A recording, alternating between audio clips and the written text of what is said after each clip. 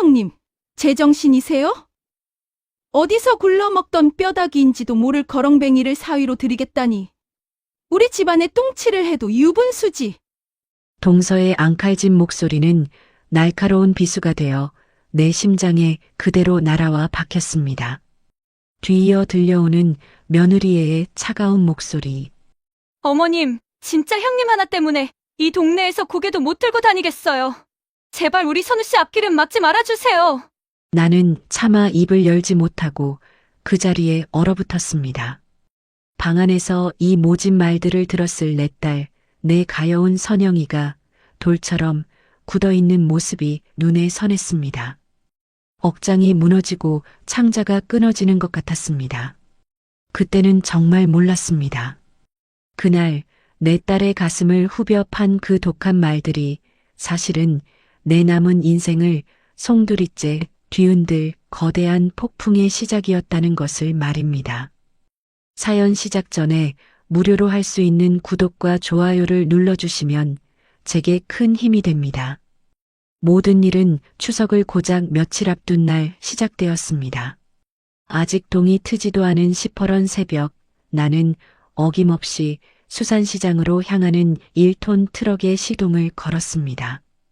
비릿한 소금기와 생선 내장 냄새가 코를 찔렀지만 40년 가까이 맡아온 이 냄새는 이제 내 고단한 삶의 일부이자 내 새끼들을 키워낸 훈장과도 같은 것이었습니다. 남편 일찍 여의고 이 좌판 하나에 내 청춘을 다 바쳐 아들, 딸을 키워냈습니다. 남들 보기엔 그저 생선 파는 과부일지 몰라도 나는 내 두 자식이 남부럽지 않게 자랐다는 자부심 하나로 버텨온 이화자였습니다. 핸들을 쥔 내 손은 마디마디가 굵고 투박했지만 그 손으로 아들 선우는 번듯한 대기업 과장으로 딸 선영이는 착하고 고운 심성을 가진 아이로 키워냈습니다. 시장 바닥에서 구르며 배운 것은 딱 하나였습니다. 돈보다 사람이 먼저고 겉모습보다 속마음이 더 중요하다는 것. 나는 내 새끼들도 그렇게 가르쳤다고 믿었습니다. 시장에 도착해 좌판을 펼치고 있자니 전화벨이 요란하게 울렸습니다. 동서였습니다. 명절이 코앞이니 안부 전하려니 했지만 동서의 목소리는 시작부터 날이 서 있었습니다. 형님, 장사는 잘 되세요? 아이고, 우리 형님은 좋겠어. 민지 같은 며느리를 둬서. 의사 집안 딸이라 다르다더니 뭘 해도 똑소리 난다면서요? 형님한테는 벌써 최고급 한우 세트 보냈다고 우리 남편이 어찌나 자랑을 하던지.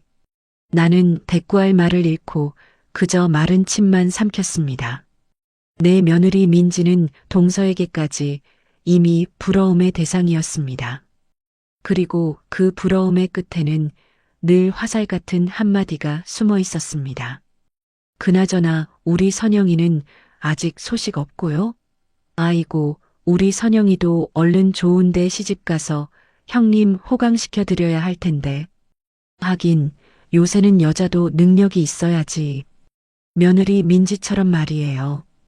그 말에 나는 손에 들고 있던 고등어의 등이 시퍼렇게 빛나는 것을 물끄러미 바라보았습니다. 내 등짝도 저렇게 시퍼렇게 멍이 드는 것 같았습니다. 능력 없는 어미 밑에서 자란 내 딸은 혼처 하나 변변찮다는 그 말이었습니다. 나는 목구멍까지 차오르는 말을 꾹 눌러 담고 애써 태어난 척 대답했습니다. 알아서들 하겠지. 동선애나 잘 챙겨. 전화를 끊고 나서도 한참 동안 손이 부들부들 떨렸습니다. 자식 농사 잘 지었다는 소리 한번 들어보겠다고 새벽잠 설치며 살아온 세월이 야속했습니다. 아들 선우가 그럴듯한 며느리를 얻어 내 어깨를 으쓱하게 해준 것은 사실이었지만 그럴수록 내 마음 한구석에는 시집 못 간 딸 선영이에 대한 미안함과 안쓰러움이 그늘처럼 드리워져 있었습니다. 그날 저녁 퇴근하고 돌아온 선영이가 내 어깨를 주무르며 말했습니다. 엄마, 오늘 많이 힘드셨죠? 이거 드세요. 엄마 좋아하시는 쌍화차예요. 따끈한 온기가 담긴 컵을 받아드는데 울컥 눈물이 쏟아질 것 같았습니다. 남들 눈에는 나이 40 다 되도록 시집도 못 간 노처녀 딸일지 몰라도 내 눈에는 세상에서 제일 예쁘고 착한 내 새끼였습니다. 화장기 없는 수수한 얼굴, 그러나 늘 따뜻한 미소를 잃지 않는 아이. 직장 상사의 부당한 요구에도 묵묵히 제 할 일을 다하고 퇴근길에는 폐지 줍는 할머니의 리어카를 말없이 밀어주는 그런 아이였습니다. 나는 그런 내 딸의 진가를 세상이 몰라주는 것이 늘 속상했습니다. 선영이는 제 동생 선우가 명문대를 가고 대기업에 취직할 때마다 제 일처럼 기뻐하며 뒷바라지를 마다하지 않았습니다. 선우가 결혼할 때도 빠듯한 월급을 쪼개 동생 양복이며 며느리 될 아이의 선물까지 살뜰히 챙겼습니다. 그런 누나의 희생을 성공한 동생 내외는 과연 기억이나 하고 있을까? 엄마, 무슨 생각 그렇게 하세요? 아니다, 아무것도. 우리 딸 저녁은 먹었고?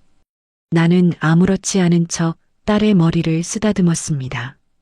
차마 오늘 동서에게서 들었던 모진 말을 전할 수는 없었습니다. 그저 이 착한 아이의 마음에 또 상처 하나 보태고 싶지 않았을 뿐입니다. 며칠 뒤 나는 시장 한쪽 구석에서 딸 아이를 우연히 보게 되었습니다. 선영이는 허름한 행색의 젊은 남자를 앞에 두고 자기가 마시려던 따뜻한 커피를 건네고 있었습니다. 남자는 한눈에 봐도 거리에서 생활하는 노숙자였습니다.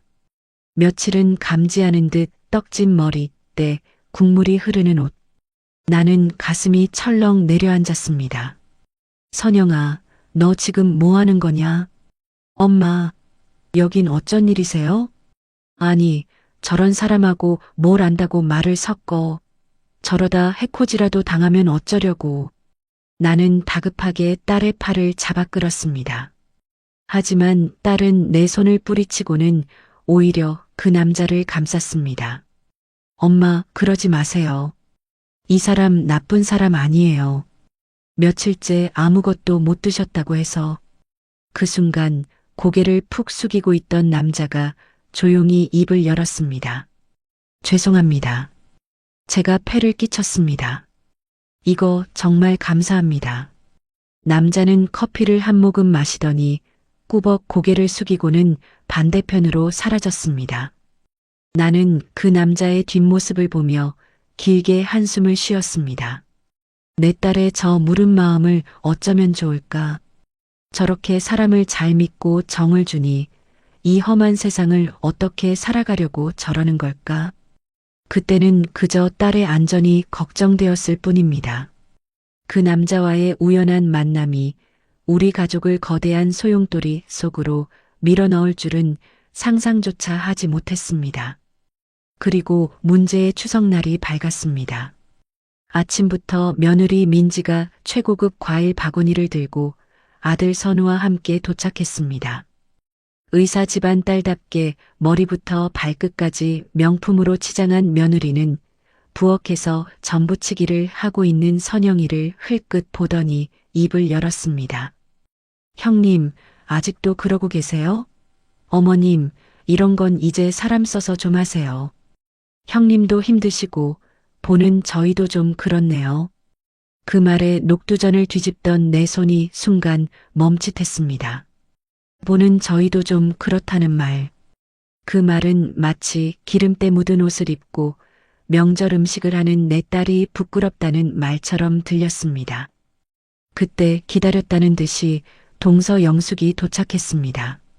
어머, 이게 누구야? 우리 잘난 조카 며느리 아니셔? 아이고, 이렇게 예쁜 며느리 보셔서 형님은 참 좋으시겠어. 우리 선영이는 언제 저런 호강 한번 시켜주려나.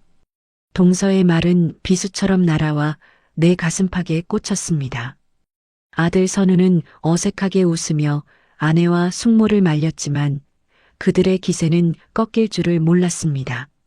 온 가족이 모인 밥상머리에서 대화의 주제는 자연스럽게 결혼하지 않은 선영에게로 향했습니다. 선영이 너도 이제 나이가 있는데 눈을 좀 낮춰야 하는 거 아니니? 제가 알아서 할게요, 숙모. 알아서 하긴 뭘 알아서 해. 내 동생은 벌써 저렇게 장가가서 잘 사는데 누나라는 애가 저러고 있으니 동생 체면이 뭐가 되겠어. 결국 묵묵히 밥을 먹던 선영이가 수저를 내려놓았습니다. 그리고 그렁그렁한 눈으로 나를 한번 쳐다보더니 조용히 자기 방으로 들어가 버렸습니다. 그 모습을 보는 내 심장은 갈기갈기 찢어지는 것 같았습니다. 그날 밤 나는 방문을 사이에 두고 흐느끼는 딸의 울음소리를 들어야만 했습니다. 방문을 열고 들어가서 괜찮다고, 다 괜찮다고, 이 어미가 있지 않냐고 등이라도 한번 두들겨주고 싶었지만 발이 떨어지지 않았습니다. 내가 해줄 수 있는 것이 아무것도 없다는 무력감에 주저앉고 싶었습니다. 나는 그저 이를 악물었습니다. 그리고 조용히 결심했습니다. 다시는 내 새끼가 저렇게 문 뒤에 숨어서 혼자 울게 두지 않겠다고. 이 어미가 무슨 수를 써서라도 내 딸의 눈물을 닦아주겠다고. 하지만 나는 몰랐습니다. 내 딸의 눈물을 닦아주려던 나의 그 처절한 결심이 오히려 내 딸이 온 집안을 발칵 뒤집어 놓을 거대한 폭탄을 터뜨리게 만드는 도화선이 될 줄은 그때는 정말 꿈에도 몰랐던 것입니다. 시끌벅적했던 명절이 폭풍처럼 지나갔습니다. 잘난 아들 내외와 동선의 식구들이 썰물처럼 빠져나간 집에는 기름 냄새와 억지 웃음의 흔적만이 씁쓸하게 남아 있었습니다. 나는 허리가 끊어질 듯 아파오는 것도 잊은 채 산더미처럼 쌓인 설거지를 했습니다.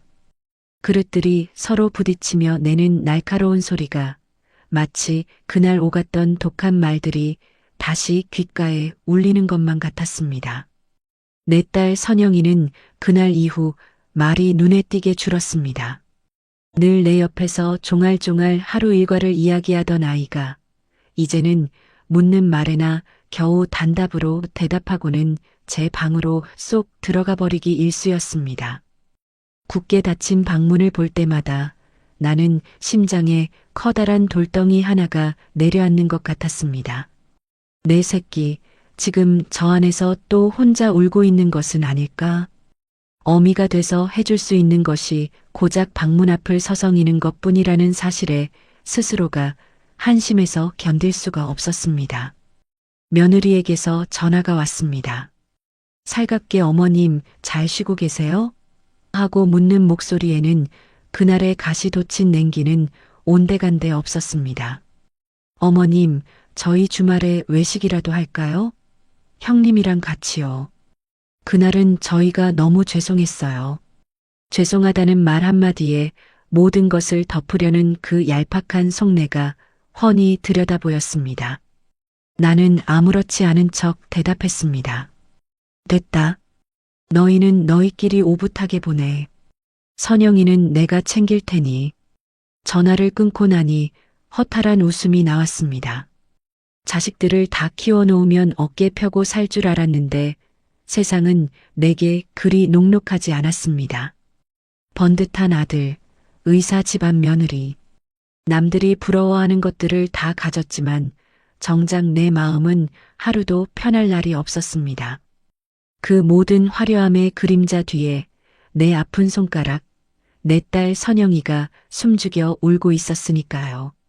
그러던 어느 날부터인가 선영이에게 작은 변화가 생겼습니다. 퇴근하고 돌아오는 아이의 손에 약과나 따뜻한 음료가 들려있는 날이 잦아졌습니다. 처음에는 회사에서 간식으로 받은 것이려니 대수롭지 않게 여겼습니다. 하지만 며칠 뒤 시장에 나갔다가 나는 그 모든 것들의 주인을 알게 되었습니다. 그날이었습니다. 시장 구석 후미진 곳, 지난번에 선영이가 커피를 건네주던 바로 그 노숙자. 내 딸은 그 남자의 앞에 작은 보따리를 풀어놓고 있었습니다. 김이 모락모락 나는 밥과 집에서 내가 끓여놓은 김치찌개였습니다. 선영아. 내 목소리에 딸아이가 화들짝 놀라 돌아봤습니다. 그 남자는 황급히 고개를 숙이며 뒷걸음질 쳤습니다. 너 지금 이게 무슨 짓이야? 내가 저런 사람이랑 어울리지 말라고 했지. 엄마 이 사람 며칠째 밥도 제대로 못 먹고 아팠대요. 그래서 그냥 집에 있는 거 조금 싸운 거예요. 이 기집애가 정신이 나갔나? 우리가 무슨 자선사업가야? 내 한 몸 건사하기도 바쁜 애가 누굴 챙겨. 당장 이리 와. 나는 막무가내로 딸의 팔을 잡아 끌었습니다. 선영이는 눈물을 글썽이며 내게 끌려오면서도 자꾸만 뒤를 돌아봤습니다. 나는 그 남자가 행여나 우리 딸에게 무슨 해코지를 할까 싶어 일부러 더 모진 말을 내뱉었습니다. 다시는 저런 사람이랑 눈도 마주치지 마. 알았어? 집으로 돌아오는 내내 나는 속에서 천불이 났습니다. 하지만 나를 더 화나게 만든 것은 그 남루한 행색의 사내 앞에서 작아지던 내 딸의 슬픈 눈빛이었습니다. 마치 죄라도 지은 사람처럼 어미인 나를 보며 어쩔 줄 몰라 하던 그 모습이 자꾸만 눈앞에 어른거렸습니다. 그날 밤 선영이가 조용히 내 방으로 들어왔습니다. 엄마, 화 많이 나셨어요? 죄송해요. 죄송할 짓을 왜 해? 엄마가 걱정돼서 그런 거 몰라? 알아요. 아는데 엄마 그 사람 나쁜 사람 아니에요. 정말이에요. 그냥 너무 외로워 보여서 그랬어요. 꼭 옛날 우리 모습 같아서. 딸의 그 말에 나는 가슴이 쿵 하고 내려앉았습니다. 남편이 세상을 떠나고 어린 두 남매를 데리고 단칸방에서 추운 겨울을 나던 시절, 이웃집에서 건네주던 따뜻한 밥 한 그릇이 얼마나 큰 위로가 되었는지 나는 잊을 수가 없었습니다. 내 딸은 그 남자의 모습에서 우리의 가장 아팠던 시절을 보고 있었던 것입니다. 그래도 안 된다. 세상이 어떤 세상인데 사람을 함부로 믿어. 다시는 그러지 마라. 나는 일부러 더 차갑게 말하고 딸을 방에서 내보냈습니다. 하지만 그날 이후 내 마음속에서는 걱정과 연민이라는 두 가지 감정이 끊임없이 싸우기 시작했습니다. 딸아이의 안전이 걱정되면서도 그 아이의 따뜻한 마음을 짓밟은 것만 같아 마음이 편치 않았습니다. 결국 나는 다음 날부터 몰래 딸의 뒤를 밟기 시작했습니다. 어미의 걱정이라는 핑계 뒤에 실은 그 노숙자가 어떤 사람인지 내 눈으로 직접 확인하고 싶었는지도 모릅니다. 며칠을 지켜본 결과는 놀라웠습니다. 그 남자는 결코 먼저 구걸하는 법이 없었습니다. 누군가 돈이나 음식을 건네면 허리를 90도로 굽혀 몇 번이고 인사를 했습니다.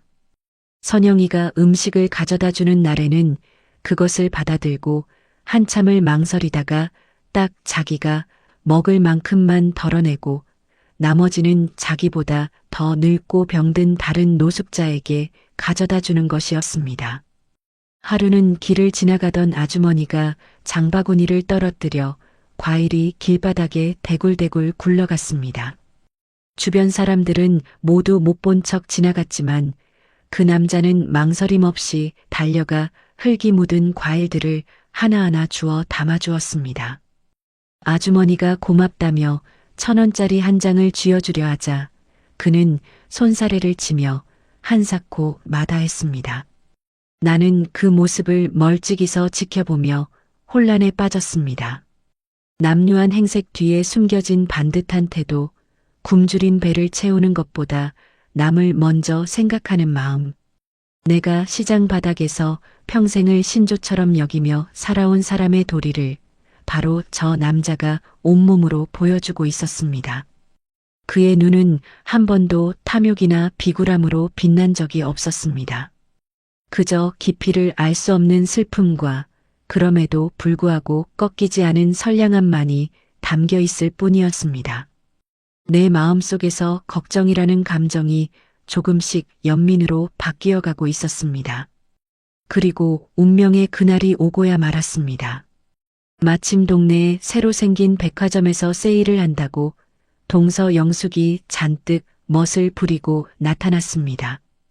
동서는 우리 집에 들러 며느리 민지와 함께 쇼핑을 가겠다며 나를 들들 볶았습니다.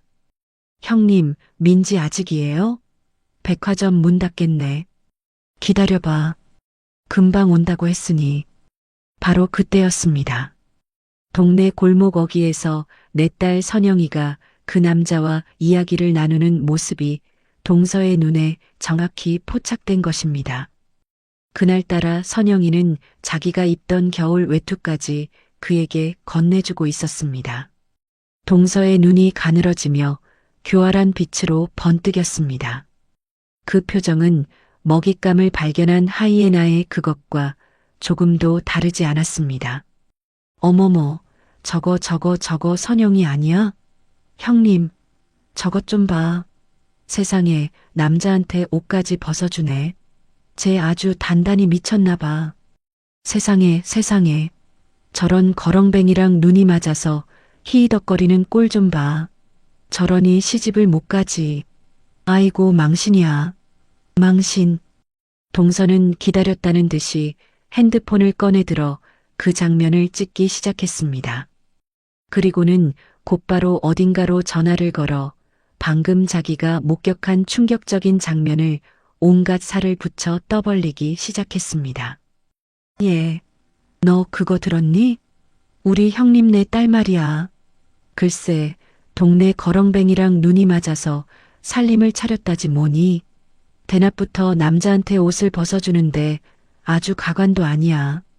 나는 그 자리에 얼어붙어 아무 말도 할 수가 없었습니다. 아기에 가득 찬 동서의 목소리가 동네 전체에 울려 퍼지는 것만 같았습니다. 이제 곧 온 동네 사람들이 내 딸을 손가락질하며 더러운 소문을 만들어낼 것이 뻔했습니다.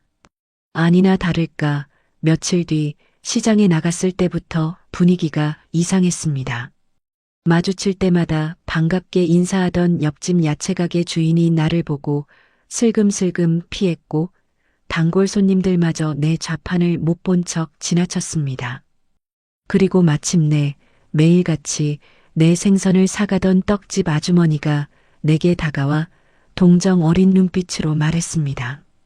화자씨 딸 단속 잘해야겠어. 아무리 시집이 급해도 그런 사람이랑 엮여서야 쓰나.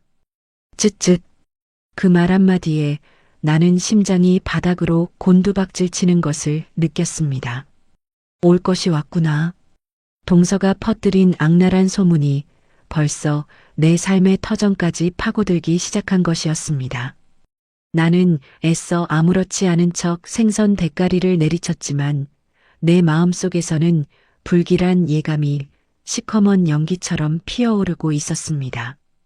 이것은 그저 시작에 불과했습니다. 동서가 퍼뜨린 악의적인 소문은 독초처럼 무섭게 번져나갔습니다. 40년을 하루같이 지켜온 내 좌판은 어느새 동네 사람들의 구경거리가 되어 있었습니다. 사람들은 이제 대놓고 내 앞에서 수군거리기 시작했습니다. 어머, 저기 저 생선가게 아줌마 말이야. 딸이 아주 볼만하다던데? 쯧쯧, 멀쩡하게 생겨서는. 시집 못 가서 환장했나 봐. 길바닥 거렁뱅이랑 붙어먹게. 그들의 경멸 어린 시선과 날카로운 말들은 마치 날아와 박히는 돌멩이 같았습니다. 나는 아무렇지 않은 척 더 큰 소리로 생선을 다듬고 돈을 받았습니다. 내 평생의 자존심이 시장 바닥의 동정거리와 조롱거리로 전락하는 것을 용납할 수 없었습니다. 하지만 집으로 돌아와 텅 빈 방에 홀로 앉아 있을 때면 속에서부터 들끓는 울분을 참을 수가 없었습니다. 이 모든 것이 내 딸의 그 무른 마음과 그 정체 모를 사내 때문이라는 생각에 화가 치밀어 올랐습니다. 그날도 나는 분을 사귀지 못하고 집으로 돌아왔습니다. 그런데 현관문을 열자마자 믿을 수 없는 광경이 눈앞에 펼쳐졌습니다. 내 딸 선영이가 그 노숙자가 입고 있던 다해진 겨울 외투를 손수 꿰매고 있는 것이었습니다. 한 땀 한 땀 마치 자기 옷이라도 되는 것처럼 정성스러운 손길로.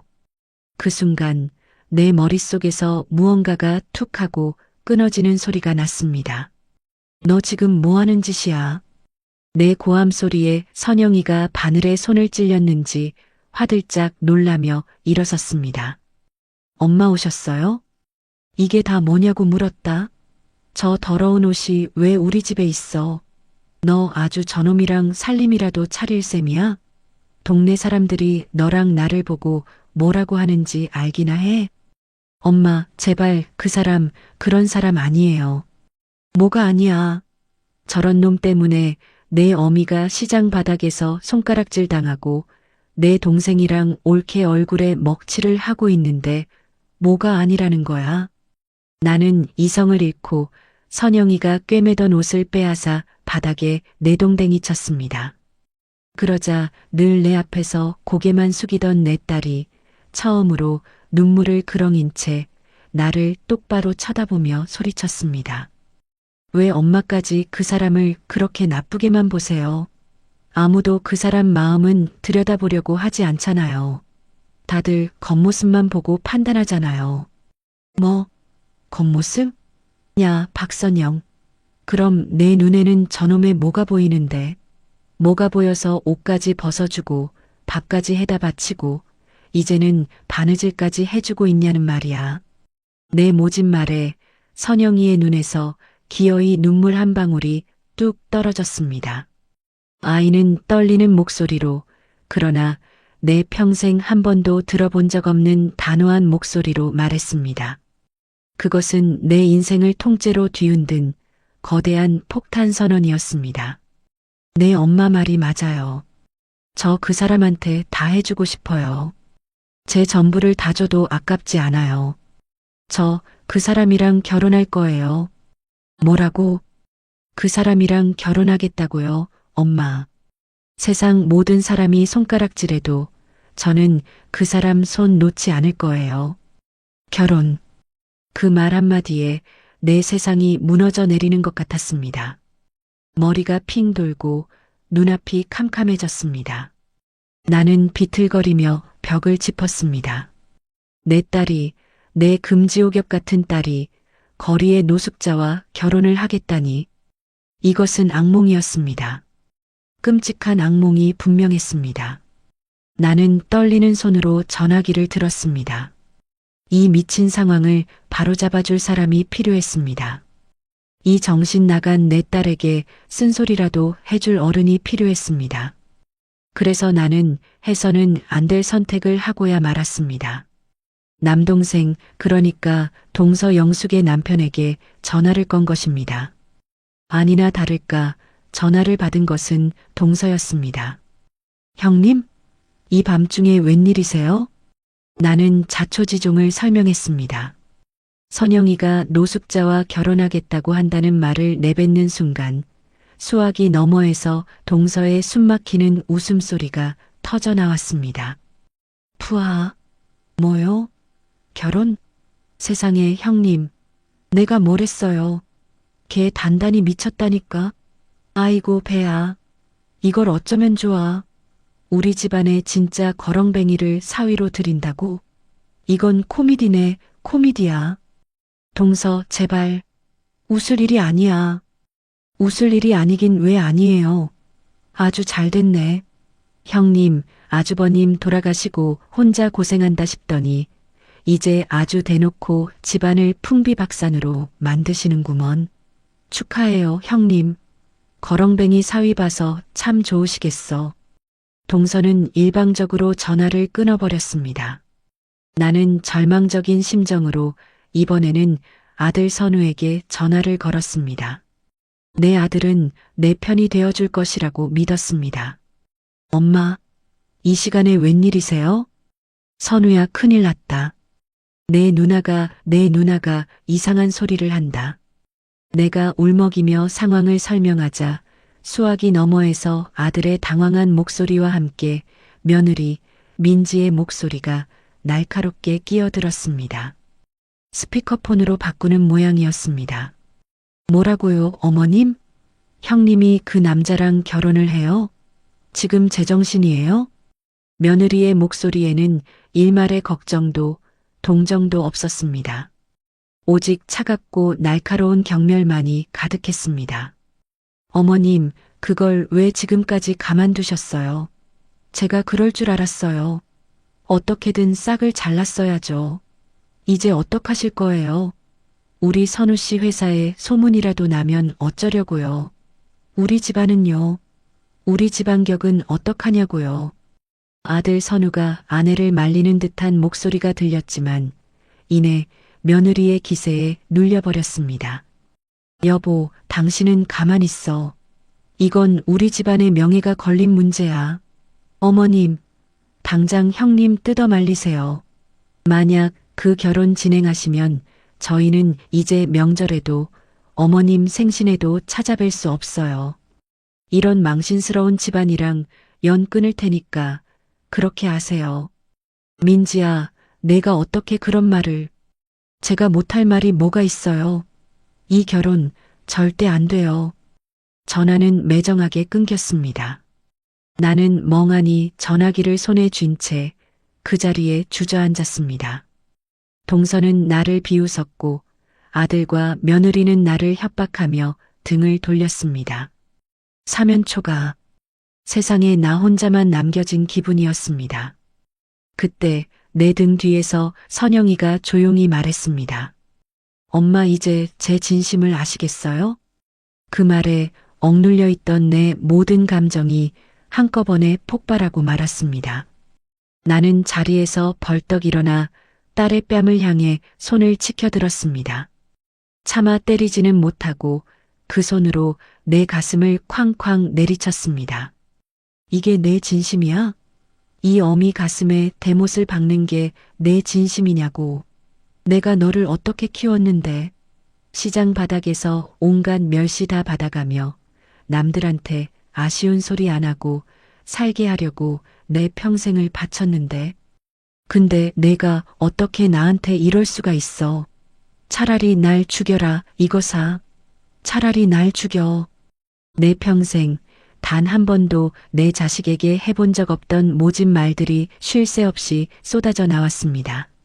선영이는 하얗게 질린 얼굴로 그 모든 말들을 온몸으로 맞으며 서 있었습니다.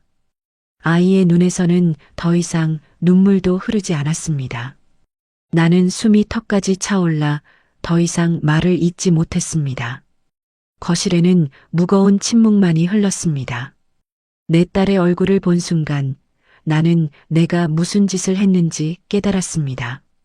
아이의 얼굴에는 상처와 원망이 아닌 모든 것을 체념한 듯한 깊은 절망이 새겨져 있었습니다.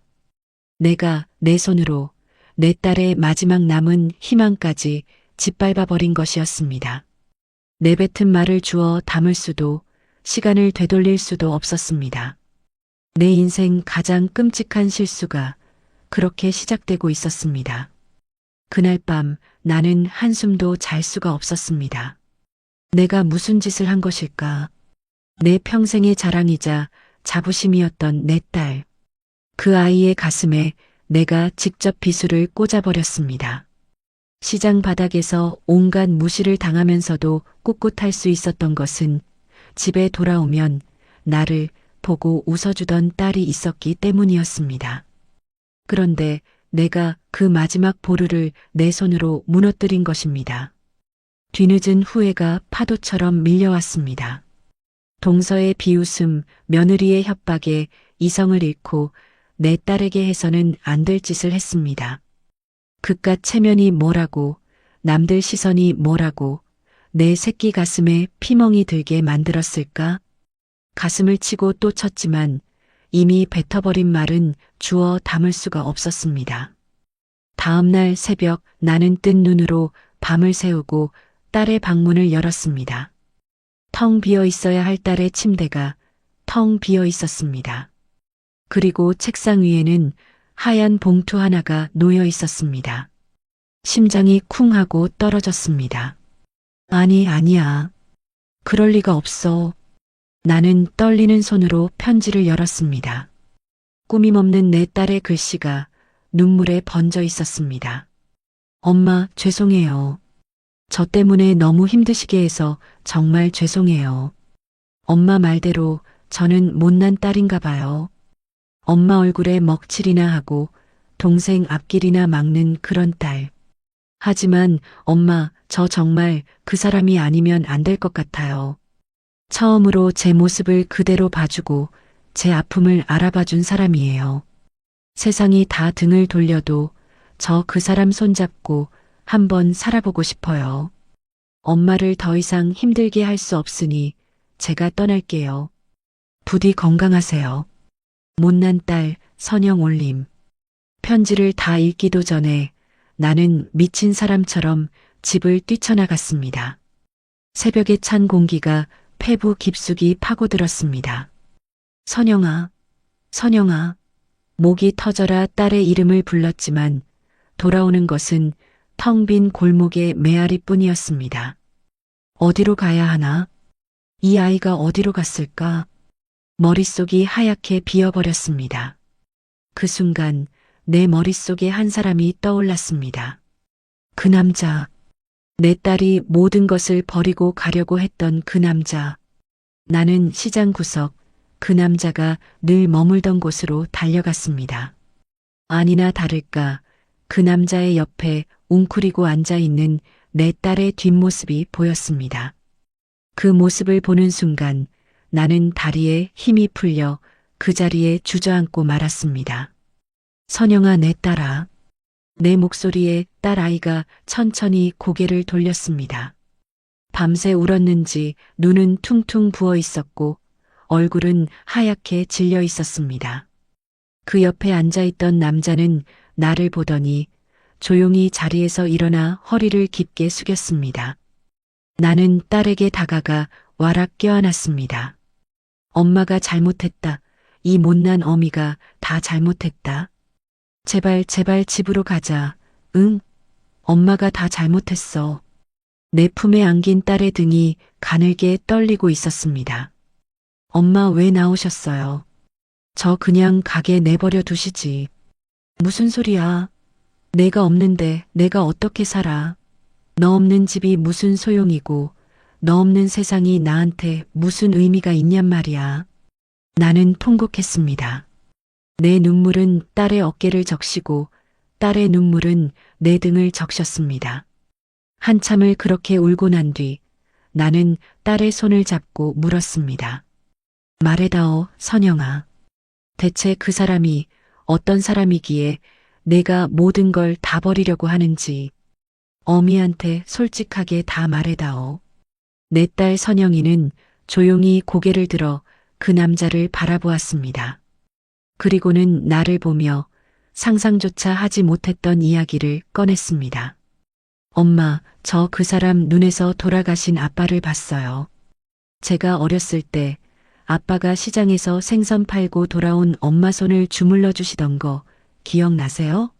제가 학교에서 속상한 일 있어서 울고 있으면 아무 말 없이 다가와 제 머리를 쓰다듬어 주셨잖아요. 넉넉하지는 않았지만 늘 따뜻한 눈으로 저를 봐주셨어요. 제가 뭘 해도 뭘 못해도 그냥 박선영이라는 이유 하나만으로 저를 믿어주셨어요. 딸의 목소리가 가늘게 떨리고 있었습니다. 아빠 돌아가시고 저는 늘 혼자라고 생각했어요.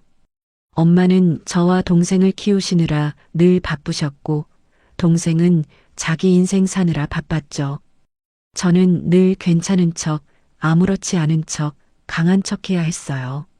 그런데 저 사람이 처음으로 제게 물어봐 줬어요. 어디 아픈 데는 없냐? 무슨 힘든 일 있냐고요. 그리고 제 눈을 보고 말했어요.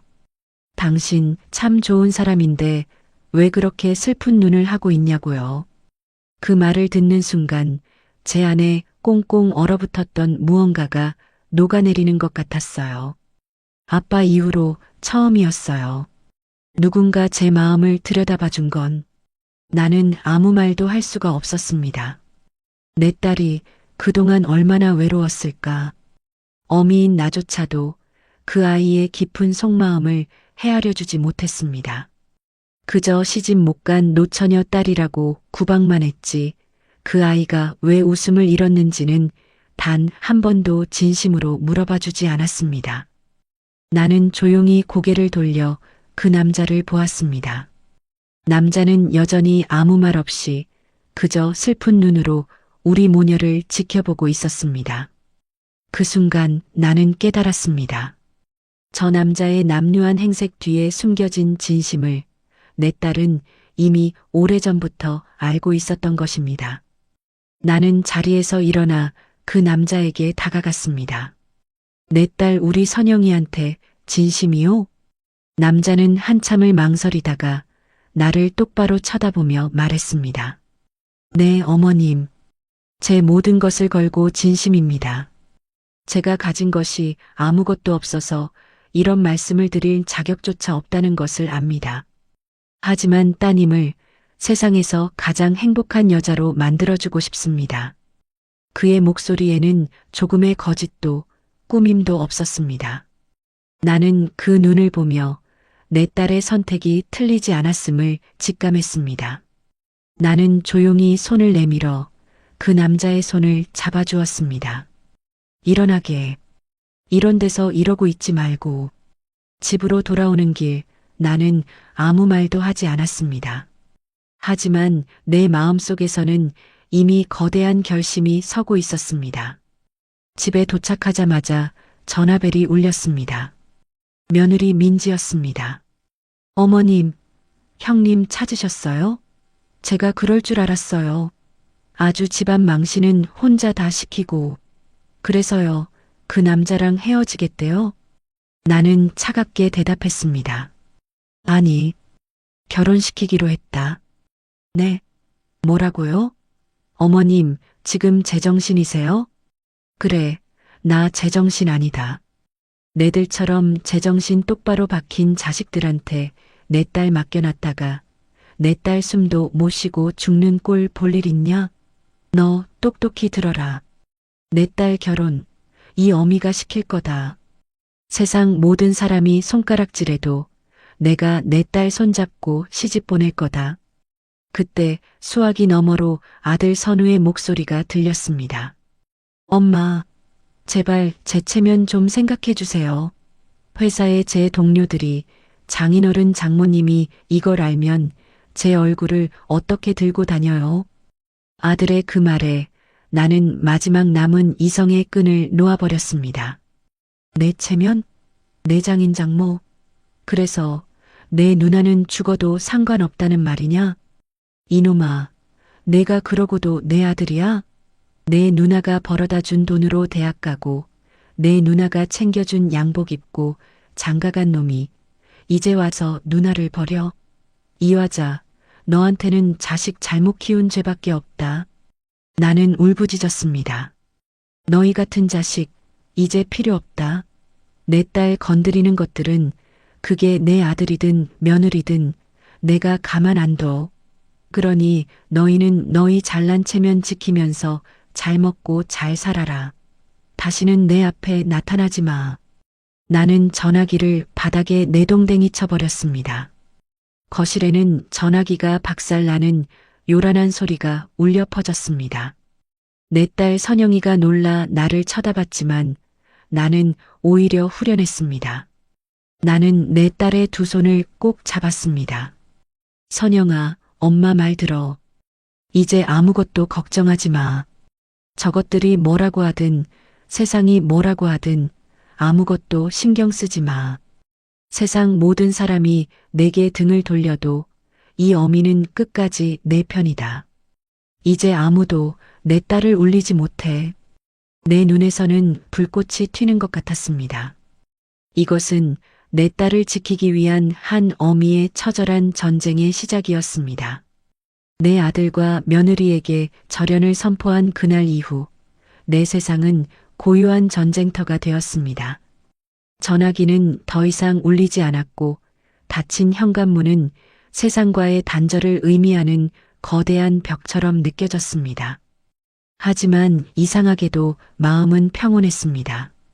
내 딸 선영이가 잃어버렸던 웃음을 조금씩 되찾기 시작했기 때문입니다. 내 옆에서 조잘거리며 결혼 준비 이야기를 하는 딸의 얼굴을 보고 있노라면 내가 치러야 할 이 전쟁이 조금도 두렵지 않았습니다. 엄마, 웨딩드레스는 안 입어도 괜찮아요. 그냥 제일 아끼는 원피스 입고 할래요. 무슨 소리야? 여자가 평생 한 번 입는 웨딩드레스인데 엄마가 어떻게든 해줄게. 하지만 현실은 냉혹했습니다. 나는 평생 모아온 적금을 깨서 딸의 결혼 자금을 마련하려 했습니다. 내 딸에게 남들처럼 화려하지는 않아도 작고 예쁜 결혼식 하나는 꼭 해주고 싶었습니다. 하지만 노숙자 사위를 본다는 소문은 이미 동네 전체에 쫙 깔린 뒤였습니다. 내가 드레스 가게에 들어서자 주인은 나를 위아래로 훑어보더니 퉁명스럽게 말했습니다. 우리 가게는 비싸요. 시장에 가면 싼 데 많으니까 거기로 가보세요. 식장을 알아보러 갔을 때도 마찬가지였습니다. 번듯한 내 아들 이름을 대며 예약했을 때는 그리도 살갑던 지배인이 내 딸의 이름을 듣자마자 얼굴을 굳혔습니다. 아, 박선영 씨요? 죄송하지만 그날은 예약이 꽉 차서요. 그들의 눈빛은 말하고 있었습니다. 당신네 같은 사람들한테는 빌려줄 방 없다고. 문전박대를 당하고 돌아서는 길, 내 등 뒤로 그들의 비웃음 소리가 들리는 것만 같았습니다. 나는 주먹을 꽉 쥐었습니다. 서러웠지만 여기서 무너질 수는 없었습니다. 내 뒤에는 내 선택만을 믿고 따라오는 내 딸과 그 착하디착한 사위될 아이가 있었습니다. 사위될 아이 민수는 매일같이 내 좌판으로 찾아와 일을 도왔습니다. 나는 처음에는 손사래를 치며 말렸지만 그는 묵묵히 생선 상자를 나르고 바닥을 쓸고 손님들에게 허리를 굽혀 인사했습니다. 그의 성실한 모습에 처음에는 나를 피하던 시장 사람들도 조금씩 마음을 열기 시작했습니다. 화자씨, 사위 될 사람이라며? 행색은 저래도 사람은 참 진국 같네. 그러게 말이야. 말없이 굳은 일만 도맡아 하는 게 꼭 옛날 우리 남편 보는 것 같아. 나는 그 말이 싫지 않았습니다.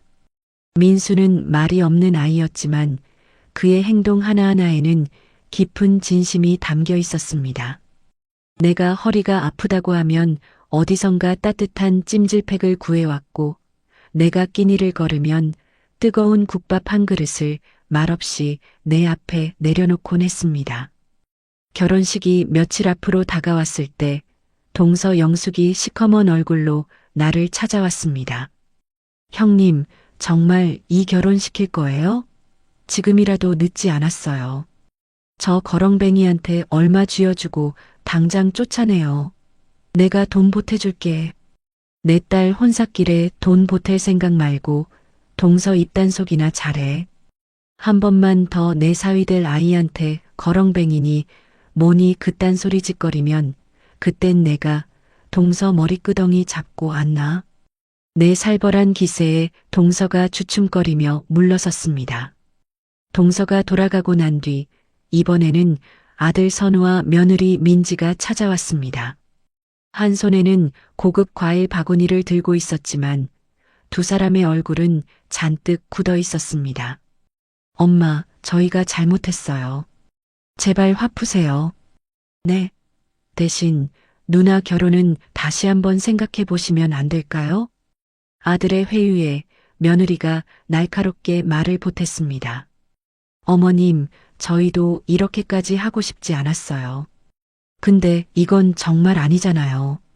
저희 다음 달에 처가 식구들이랑 다 같이 해외여행 가기로 했는데 이 결혼 강행하시면 저희는 어머님이랑 인연 끊었다고 말씀드릴 수밖에 없어요. 그럼 저희 체면이 뭐가 돼요? 나는 기가 막혀서 헛웃음이 나왔습니다. 저들의 머릿속에는 오직 자신들의 체면과 입장밖에 없었습니다. 그래, 잘 생각했다. 너희는 너희 체면 잘 지키면서 살아. 나는 내 딸 행복 지키면서 살 테니 그 과일 바구니 도로 가져가라.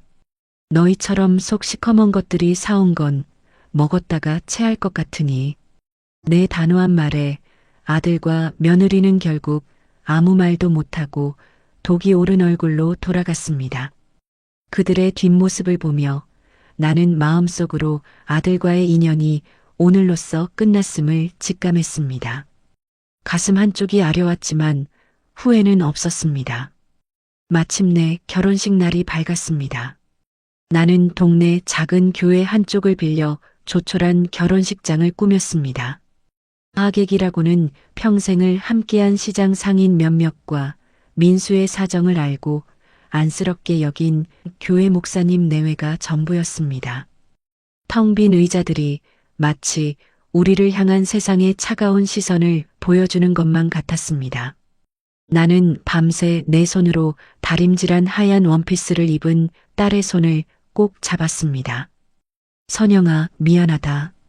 어미가 못나서 이렇게 초라한 결혼식을 하게 해서 정말 미안하다. 아니야, 엄마. 나는 지금 세상에서 제일 행복해. 엄마가 내 옆에 있고 내 손을 잡아주는 사람이 있잖아. 그거면 돼. 딸은 오히려 나를 위로하며 환하게 웃었습니다. 그 웃음이 너무 예뻐서 눈물이 왈칵 쏟아질 것 같았습니다. 결혼식은 조용히 시작되었습니다. 목사님의 주례사가 울려 퍼지는 동안 내 핸드폰은 쉴 새 없이 울렸습니다. 거렁뱅이 사위 얻은 걸 축하해요, 형님. 꼴 좋네요, 아주. 그렇게 잘난 척하더니. 엄마, 정말 실망이에요. 친척들과 아들에게서 온 조롱과 비난이 담긴 문자였습니다. 나는 조용히 핸드폰 전원을 꺼버렸습니다. 그리고는 내 딸과 사위될 아이의 얼굴만 바라보았습니다. 두 사람이 반지를 교환하고 목사님이 그들을 부부로 선포했습니다. 아무도 박수를 쳐주지 않았지만 나는 두 손이 부서져라 박수를 쳤습니다. 내 딸이 드디어 제 짝을 만났습니다. 식이 끝나고 세 사람이 마주보고 서 있는데 갑자기 내 사위 민수가 내 앞에 꿇어 앉았습니다. 그리고는 내 거친 손을 두 손으로 부여잡고 바닥에 이마가 닿도록 깊은 절을 올렸습니다. 어머님 감사합니다. 세상 모든 사람이 저를 벌레 보듯 할 때 어머님만이 저를 사람으로 봐주셨습니다. 세상 모든 사람이 제 아내를 비웃을 때 어머님만이 아내의 편이 되어주셨습니다. 평생 이 은혜 잊지 않고 갚으며 살겠습니다. 제 목숨을 다해서 두 분을 행복하게 해드리겠습니다. 진심이 담긴 그의 목소리가 조용한 교회 안에 울려 퍼졌습니다. 그 순간 나는 그의 눈을 보았습니다. 그 눈에는 눈물이 가득 고여 있었지만 그보다 더 강렬한 책임감과 결의가 불꽃처럼 타오르고 있었습니다. 남루한 행색으로는 감출 수 없는 귀하고 단단한 무언가가 그의 안에 있었습니다. 나는 그제야 깨달았습니다. 내가 내린 선택이 결코 틀리지 않았다는 것을. 나는 내 아들을 잃었을지 모르지만 그 대신 진정한 아들을 얻었습니다. 나는 눈물을 흘리며 사위를 일으켜 세웠습니다. 일어나게, 박서방. 자네 같은 아들을 얻었는데 내가 뭐가 더 부러울 게 있겠나? 이제 우리가 자네의 가족이야. 그러니 아무 걱정 말고 우리 선영이 손 꽉 잡고 행복하게 살기만 하게. 우리는 서로를 부둥켜 안고 한참을 울었습니다. 그것은 서러움의 눈물이 아니었습니다. 서로의 상처를 보듬고 새로운 희망을 확인하는 기쁨의 눈물이었습니다. 그날 밤 나는 왠지 모를 불안감에 잠을 설쳤습니다. 정말 이대로 우리는 행복해질 수 있을까? 내 사위는 정말 저 착한 마음 하나만으로 내 딸을 평생 지켜줄 수 있을까? 하지만 나는 이내 고개를 저었습니다. 나는 보았습니다. 그의 눈에 담긴 진심을. 나는 믿기로 했습니다. 내 딸의 선택과 내 사위의 그 진실한 눈빛을, 그것이 내일 아침 내 인생을 송두리째 뒤바꿔 놓을 거대한 기적의 서막이 될 줄은 꿈에도 모른 채 말입니다. 결혼식 다음 날 아침은 거짓말처럼 평온했습니다. 낡은 밥상에 둘러앉아 된장찌개를 나눠 먹는 세 식구의 얼굴에는 가난하지만 따뜻한 행복이 깃들어 있었습니다. 내 딸 선영이는 제 남편이 된 민수의 밥그릇에 반찬을 올려주며 수줍게 웃었고 그 모습을 보는 것만으로도 나는 세상 모든 것을 가진 기분이었습니다. 그래, 이렇게만 살 수 있다면 더 바랄 것이 없겠다. 바로 그때였습니다. 동네의 고요한 아침을 찢는 날카로운 타이어 소리와 함께 좁은 골목길이 번쩍이는 검은색 고급 세단들로 가득 찼습니다. 무슨 영화 촬영이라도 나온 듯한 광경에 온 동네가 술렁였습니다. 가슴이 덜컥 내려앉아 창밖을 보던 순간 규칙적인 노크 소리가 들려왔습니다. 문을 열자 머리부터 발끝까지 완벽한 양복 차림의 중년 남자가 깍듯하게 허리를 숙였습니다. 처음 뵙겠습니다. 강민수님 댁이 맞습니까? 강민수요? 여긴 그런 사람 없습니다. 내가 경계하며 문을 닫으려던 순간 남자의 시선이 내 뒤에 서 있던 사위에게 꽂혔습니다. 그의 얼굴이 경악과 기쁨으로 물들었습니다. 전무님, 여기 계셨군요. 회장님께서 전무님을 얼마나 애타게 찾으셨는지 모릅니다. 전무님이라는 낯선 호칭에 나와 내 딸이 어리둥절해하는 사이 남자는 내 사위 앞으로 다가가 다시 한번 깊이 고개를 숙였습니다. 강민수 전무님, 이제 복귀하셔야 합니다. 내 사위, 민수가 차분한 목소리로 물었습니다. 그 목소리는 더 이상 내가 알던 어눌한 청년의 것이 아니었습니다. 김 비서님, 여기까지는 어쩐 일이십니까? 김 비서라는 남자의 얼굴에 깊은 슬픔이 스쳐 지나갔습니다.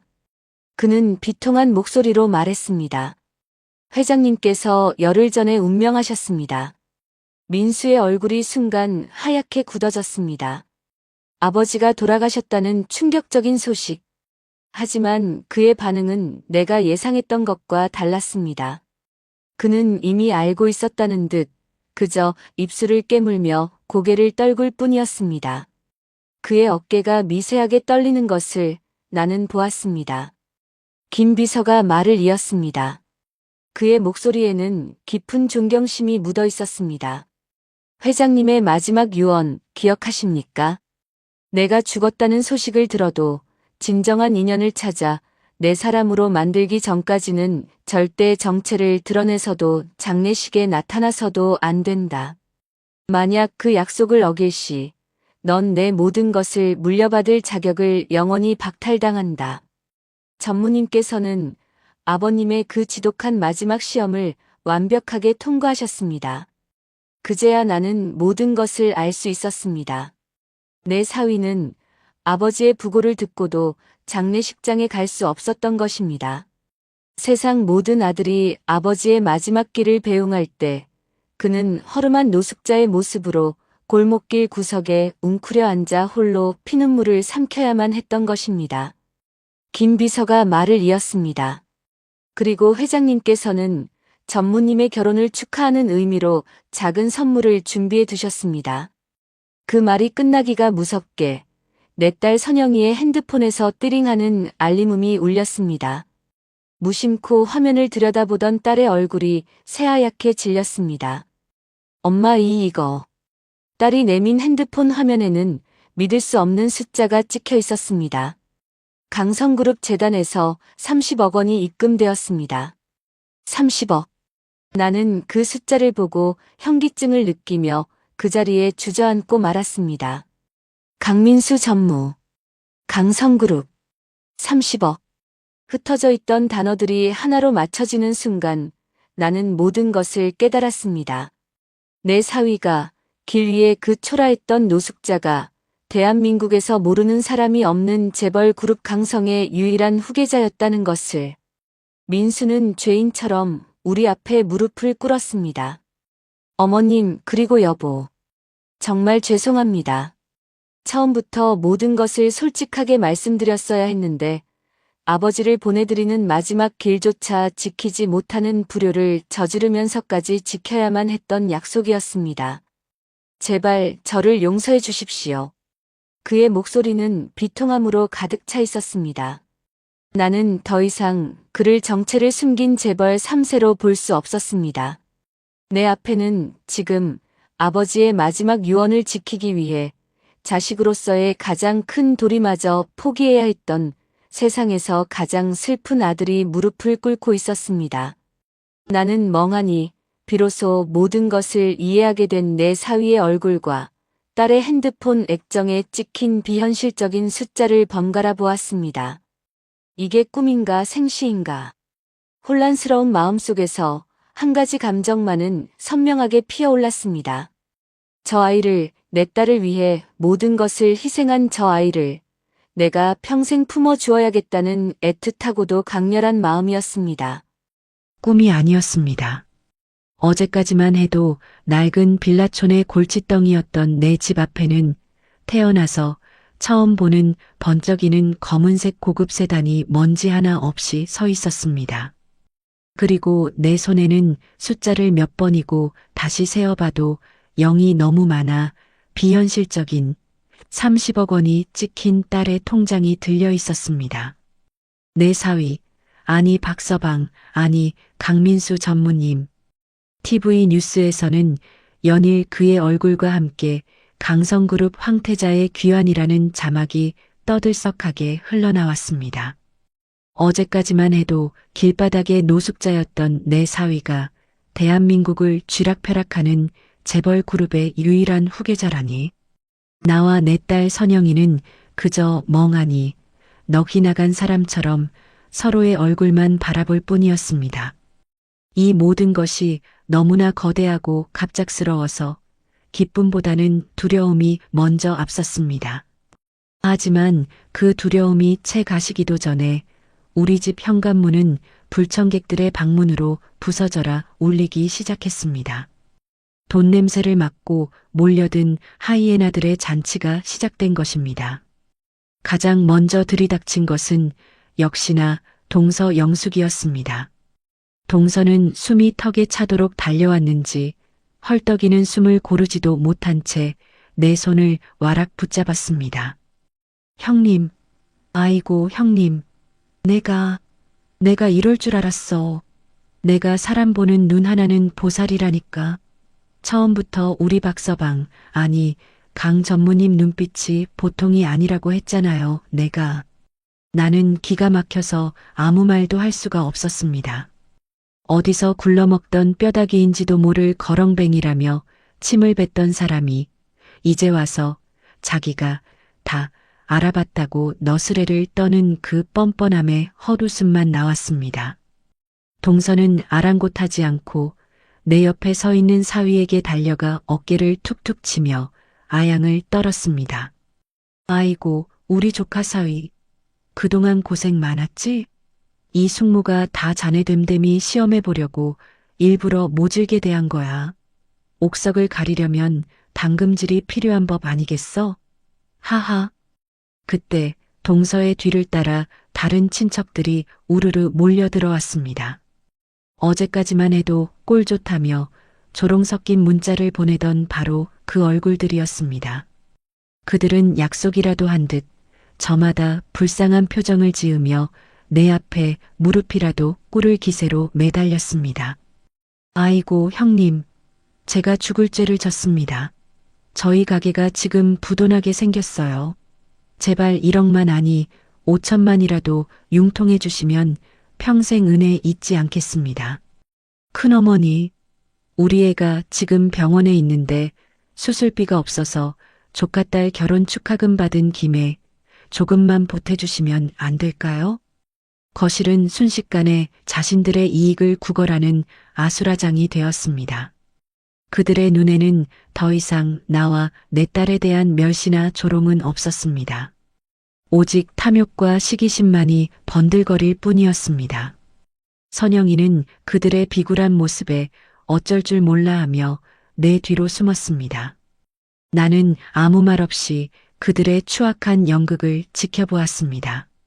내 딸이 평생 무시당하고 상처받을 때는 철저히 외면하고 조롱하던 인간들이 이제 와서 돈 몇 푼 때문에 저렇게까지 비참하게 무너지는 꼴이 역겨워서 참을 수가 없었습니다. 그리고 바로 그때 현관문이 다시 열리며 가장 보고 싶지 않았던 두 사람이 들어섰습니다. 내 아들 선우와 며느리 민지였습니다. 두 사람은 마치 죄인이라도 된 것처럼 고개를 푹 숙이고 있었습니다. 며느리 민지는 눈물까지 글썽이며 내 딸 선영이의 손을 잡으려고 했습니다. 형님, 저희가 정말 죽을 죄를 지었어요. 저희가 생각이 너무 짧았어요. 형님이 이렇게 대단한 분을 알아보실 줄도 모르고 정말 죄송해요. 선영이가 질색하며 손을 빼자 이번에는 아들 선우가 내 앞에 다가와 무릎을 꿇었습니다. 엄마, 제가 잘못했어요. 제가 세상 물정 모르는 민지 말에 넘어가서 누나한테 그리고 엄마한테 씻을 수 없는 상처를 줬어요. 제발 용서해 주세요, 엄마. 아들은 뻔뻔하게도 모든 잘못을 제 아내에게 떠넘기고 있었습니다. 그 모습을 본 며느리 민지의 얼굴이 순간 굳어지는 것을 나는 놓치지 않았습니다. 저것들은 저렇게 서로를 물어뜯으며 자신들의 이익만을 챙기려는 똑같은 인간들이었습니다. 민지는 금세 표정을 바꾸고 다시 애처로운 얼굴로 사위의 팔에 매달렸습니다. 아주버님, 아니 전무님, 저희 남편이 전무님 회사랑 관련된 일을 하고 있는데 이번에 승진 심사가 있거든요.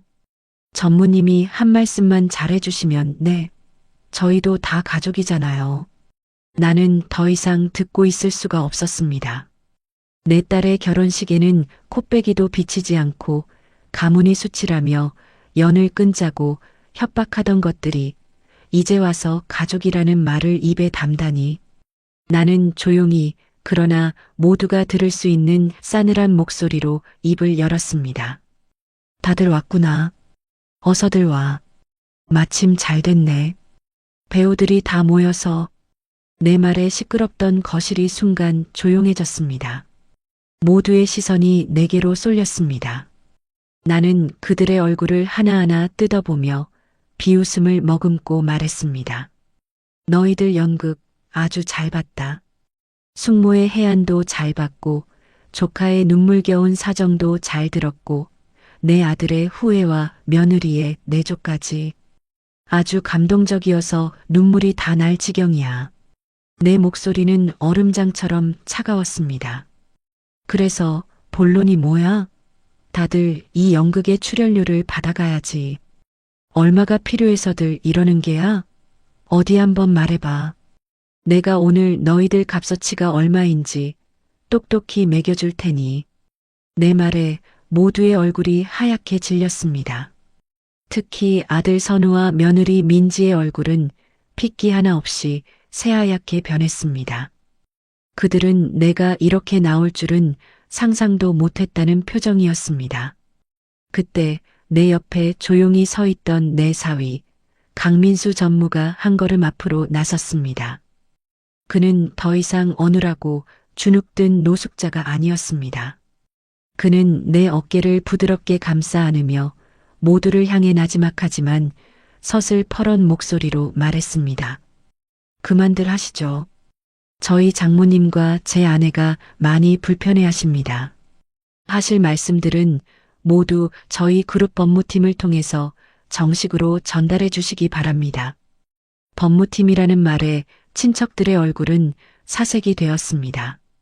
사위는 싸늘한 눈으로 그들을 훑어본 뒤 나를 보며 부드럽게 미소 지었습니다. 어머님, 이제 이런 시끄러운 일들은 제가 다 알아서 처리하겠습니다. 어머님께서는 그냥 이 모든 상황을 편히 즐기시기만 하면 됩니다. 나는 내 사위의 든든한 등을 바라보았습니다. 그리고 돈 냄새를 맡고 몰려든 하이에나 같은 저 인간들을 차갑게 쏘아보았습니다. 그렇다. 연극은 이제 끝났다. 이제부터는 내가 겪었던 모멸과 서름을 저들에게 100배, 1000배로 돌려줄 시간이었다. 진짜 잔치는 지금부터 시작이었다. 어머님, 이제 이런 시끄러운 일들은 제가 다 알아서 처리하겠습니다. 어머님께서는 그냥 이 모든 상황을 편히 즐기시기만 하면 됩니다. 내 사위 민수의 나지막하지만 얼음 같은 목소리가 거실의 공기를 완전히 장악했습니다. 법무팀이라는 말에 사색이 된 친척들과 핏기 하나 없이 새하얗게 질린 아들 내외의 얼굴을 보니 지난 40년의 서름이 눈 녹듯 사라지는 것만 같았습니다.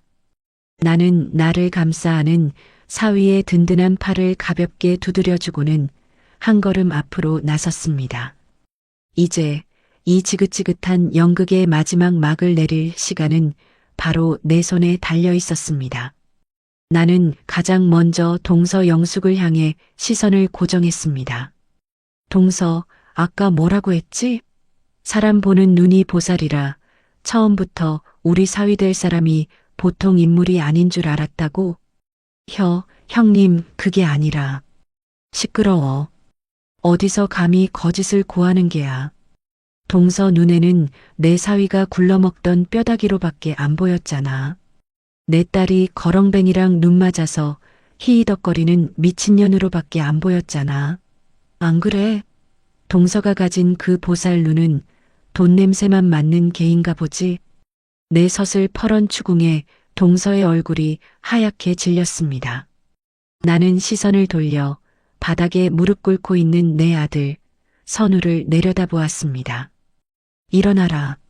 엄마. 내가 언제부터 내 엄마였나? 내 누나 결혼 때문에 내 체면 깎일까봐 전전긍긍할 때는 내가 내 엄마로 보이기는 했어? 내 누나가 벌어다 준 돈으로 대학 공부 마치고 내 누나가 쌈짓돈 털어 사준 양복배 입고 장가갈 땐 좋았지. 그러고는 이제 와서 그 누나를 집안에 수치라며 버리겠다고? 너는 오늘부로 내 아들 아니다. 아들의 눈에서 굵은 눈물방울이 뚝뚝 떨어졌지만 나는 더 이상 마음이 아프지 않았습니다. 나는 마지막으로 며느리 민지를 쏘아보았습니다. 그리고 너, 우리 똑똑한 며느님. 내가 그랬지? 이 결혼 진행하면 나랑 연 끊겠다고. 어디 한번 끊어보거라. 내가 그토록 소중하게 생각하는 그 집안격, 나 같은 시장 좌판 장사꾼이랑 엮이면 떨어져서 큰일 나지 않겠니? 안 그러냐? 어머님, 제가 잘못했어요. 제가 정말 생각이 짧았어요. 짧은 건 생각이 아니라 사람에 대한 예의겠지. 가족이라는 건 좋을 때만 찾아와서 단물 빨아먹는 관계가 아니야. 아플 때, 힘들 때, 세상 모두가 등을 돌릴 때, 마지막까지 곁을 지켜주는 게 가족이다. 그런데 너희는 내 딸이 가장 아플 때 그 상처에 소금을 뿌렸어. 그러니 너희는 내 가족이 아니다. 나는 말을 마치고 부엌으로 향했습니다. 그리고는 굵은 소금이 가득 담긴 바가지를 들고 나왔습니다. 그 모습을 본 친척들이 기겁하며 뒷걸음질 쳤습니다. 나는 그들의 면전에 소금 한 바가지를 시원하게 뿌려버렸습니다. 이건 부정을 쫓는 소금이 아니야. 너희들의 그 썩어 빠진 속을 절여버리는 소금이다. 내 딸 눈에서 피눈물 나게 했던 너희들, 돈 냄새 맡고 하이에나처럼 몰려든 너희들. 다시는 내 집 문턱을 넘을 생각도 하지 마라. 썩 꺼져. 당장 내 눈앞에서 사라지란 말이야. 내 고함과 함께 사위의 경호원들이 일사불란하게 움직여 그들을 집 밖으로 끌어내기 시작했습니다. 형님, 잘못했어요. 어머니, 제발 한 번만. 장모님. 그들의 비참한 절규가 현관문 밖으로 멀어져 갔습니다. 쾅 하고 현관문이 닫히는 순간 나는 긴 숨을 내쉬었습니다. 지긋지긋했던 악연의 고리가 드디어 끊어졌습니다. 그 후 우리의 삶은 모든 것이 바뀌었습니다. 사위는 우리를 그 낡고 초라한 빌라에서, 정원에는 사계절 내내 꽃이 피는 그림 같은 집으로 이사시켰습니다. 나는 더 이상 새벽 시장에 나가지 않아도 되었습니다. 내 손에서는 비린 생선 냄새 대신 향기로운 흙냄새와 꽃내음이 나기 시작했습니다. 나는 평생 처음으로 아무것도 하지 않고 오후의 햇살을 즐기는 호사를 누렸습니다. 딸 선영이는 더 이상 주눅 들지 않았습니다. 사랑받는 여자의 얼굴이 저렇게 환하게 빛날 수 있다는 것을 나는 내 딸을 보며 매일같이 깨달았습니다. 아들 내외의 소식은 간간히 들려왔습니다. 사위가 강성그룹의 후계자라는 사실이 알려지자 며느리 민지의 집안에서는 그런 파렴치한 집안과는 사돈 맺을 수 없다며 길길이 날뛰었고 결국 두 사람은 이혼했다고 했습니다. 아들 선우는 회사에서도 입지가 위태로워졌고 결국 한직으로 밀려났다는 소문이 들렸습니다. 몇 번이고 집으로 찾아와 용서를 빌었지만 나는 단 한 번도 문을 열어주지 않았습니다. 그것이 내가 내 딸을 위해 해줄 수 있는 마지막 모성이었습니다. 어느 봄날 정원에서 꽃에 물을 주고 있는 내게 사위가 다가와 어깨를 주물러주며 말했습니다. 어머님, 이제 이런 일은 사람 시키셔도 됩니다. 아니야, 박서방 아니, 강서방. 내가 내 손으로 내 정원을 가꾸는 기쁨이 얼마나 큰지 자네는 모를 걸세.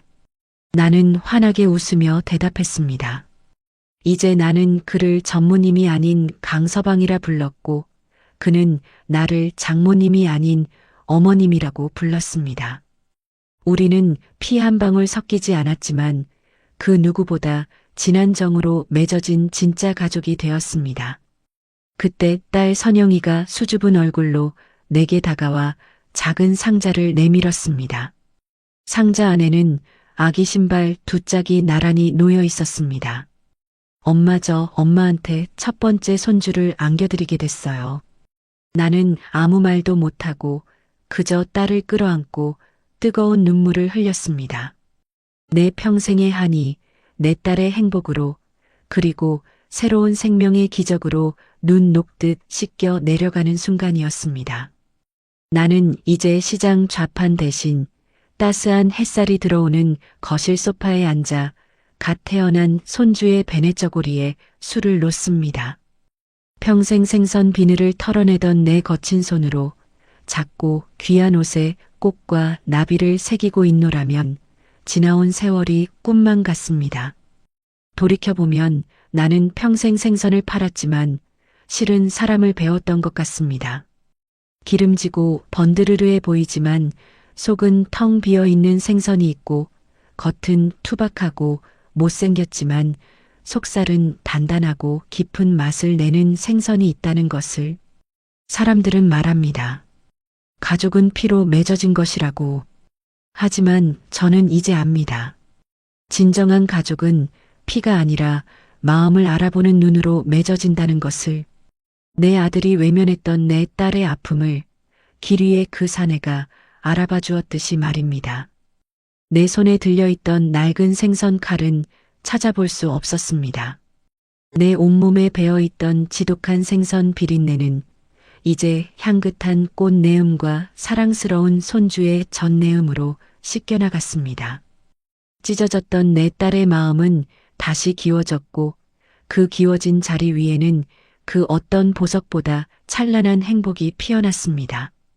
이제 내게 남은 삶은 이 행복을 조용히 지켜보고 아낌없이 축복해주는 일뿐입니다. 그것으로 제 고단했던 삶은 충분히 보상받았습니다.